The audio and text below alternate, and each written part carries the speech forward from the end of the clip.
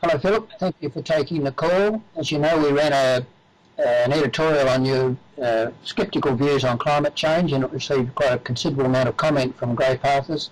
And I'm very pleased to be able to follow up with a video interview. And I guess the first question is, what is your background with respect to the global warming issue? Thank you, Ray. I have read extensively on both sides of the debate in recent years. I think it's important to understand the contrary side of an argument, but specifically, I'm the CEO of a listed Australian company that specialises in minerals processing technology. As such, we're heavily involved in mining, minerals processing, metals industries, all of which are energy intensive. And in Australia, we have a competitive advantage in those industries because of our cheap, reliable and abundant energy. And I would be appalled to see that competitive advantage lost offshore as a result of a scientific fallacy. What is your key, or the core of your objection to the fact that this is all man-made? Well, the problem is that the data does not correspond with the hypothesis. The hypothesis propagated by alarmists is based exclusively on computer modelling. We all know that you make computer models report anything that the modeler wishes them to do. My observations, however, are based on historical empirical data. That data, stretching back over millions of years, but even in recent decades, shows no continuing correlation between levels of carbon dioxide, trace like us in our atmosphere. No correlation between that gas and atmospheric temperature. What's your authority for these objections? I mean, well, you don't need much authority to realise that the world has been cooling for the last decade, despite continuing incremental increase in carbon dioxide levels. You don't need much authority to look back over the last 200 years and see that the undulations in global temperature do not correspond with the general slow increase in very low levels of carbon dioxide. You don't need to do anything other than look at the fact that we have had 6 ice ages in human history in the last million years. Of those 6 ice ages, 5 of those ice ages took place in an order of magnitude of greater carbon dioxide that exists in our atmosphere at present. I repeat, there is no correlation between carbon dioxide and atmospheric temperature. well, why the worldwide hysteria on the issue? Well, that's a very good question, and it alarms me. I think human beings intrinsically look to their own self-interest, and I'm afraid I have to start with politicians, not just in this country, who believe that with a nebulous concept like saving the planet or preventing tackling climate change, they are somehow going to win votes. When a politician sees votes in something as intangible as saving the planet, and they are scientifically illiterate, which is what most of our politicians are, then they will, of course, respond by invoking the rhetoric. But behind those politicians exist, I'm afraid to say, armies of academics and scientists who are in government pay. They recognise that their research grants are more likely to be funded if they can allude to something dangerous and catastrophic like imminent climate debacles. There are also a whole group of entrepreneurs who recognise that green energy attracts investment dollars.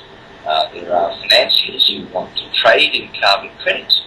There are lawyers and accountants who want to charge fees for the complexities involved in administering the emissions trading scheme. And of course there's a whole raft of bureaucrats in Canberra who can't wait to have another reason to create mind-numbing bureaucracies around this country. Now, all of these burdens of all of these people falls familiarly on the consumer and the taxpayer. It's you and I who will pay for this. I mean, at times you're the spear for the human condition, don't you? And I noticed that why do so many scientists then sign off stuff? Why did well, of course, there are many scientists who do not sign off on this, and their voice is increasingly being heard. But the overall momentum has, of course, been the Intergovernmental Panel on Climate Change, whose raison d'etre is to invoke human contributions to dangerous climate change. If there were no human contributions, if it was the sun, for example, or ocean currents, then of course there would be no reason for the IPCC to exist. So there is a tremendous momentum has built up around the world, many different bodies, who might, with increasingly shrill tones, are trying to tell us that we are all going to be in desperate trouble if we don't change our ways. It reminds one of the Y2K Millennium Bug, doesn't it? I was in San Francisco the night that was supposed to all happen with doom and gloom, and kind of it all fizzed out after terrible, terrible worry for the 2 years ahead. Well, indeed, and it's a bit like the boy who cried wolf. The only difference, Ray, is that in the case of the Y2K bug, it was all over 1 second after midnight on the 1st of January 2000. The problem with the global warming hoax is that it is always possible somewhere in the world to find abnormal climatic events which can be attributed, however falsely, to man-made carbon dioxide emissions. So it's not clear to me how we are going to bring this debate to rest, except if we have continuing cooling of the planet despite continuing increases from a low level of carbon dioxide. Eventually, somebody has to notice that there is a lack of correlation. If there is a lack of correlation, there cannot be causation. It seemed to me, though, that one benefit of all the noise, the cacophony out there and all the shouting, was that we might move earlier to fuels, non-dependent on fossil fuels, non-dependency, so that when we run out of oil, perhaps, we might be better off. Have you got a comment on that? I think the only sensible basis for moving away from fossil fuels, or indeed for the adoption of any new energy form, is economic.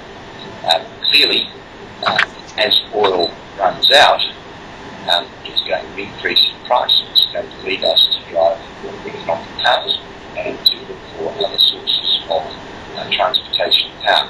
However, as the oil price rises, so too do the economics improve for example, Australia's vast shale oil reserves, Canada's tar sands, and so on. So I don't think we are in any danger at all of running out of oil. Now, when we move to coal, the world has hundreds of years of reserves of coal to power electricity to the entirety of mankind. So there is no likelihood of running out of coal in the foreseeable future. I think the only sensible basis for changing patterns of energy usage and production is based on the economic signal that scarcity would give, and that scarcity does not exist.